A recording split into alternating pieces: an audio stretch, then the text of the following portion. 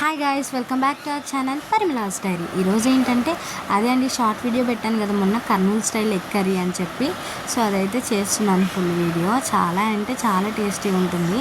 ముందుగా అయితే ఇందులో స్టవ్ వెలిగించి బాండి పెట్టి అందులోకి 2 టేబుల్ స్పూన్ల ఆయిల్ వేసి, ఆయిల్ హీట్ అయ్యాక కొద్దిగా వెల్లుల్లి సన్నగా కట్ చేసుకోవాలన్నమాట.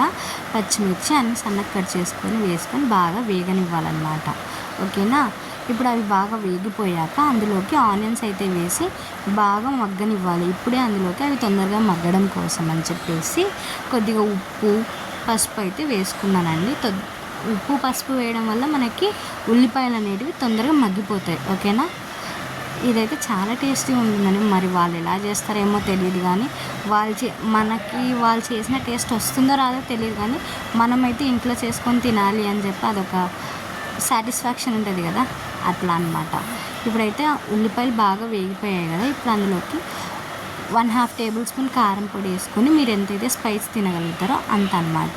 ఇప్పుడు బాగా కలుపుకోవాలి. ఇప్పుడు అందులోకి కొద్దిగా ధనియాల పొడి అయితే వేసుకొని బాగా కలుపుకోవాలి. నేను ఇప్పుడు ఇందులోకి 2 గుడ్లను అయితే ఉడకబెట్టుకున్నానండి.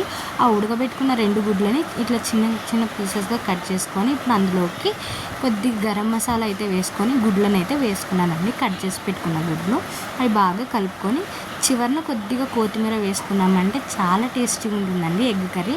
మీరు కూడా ఒకసారి ట్రై చేసి టేస్ట్ ఎలా ఉందో నాకు కమెంట్ చేసి చెప్పండి. ఓకే.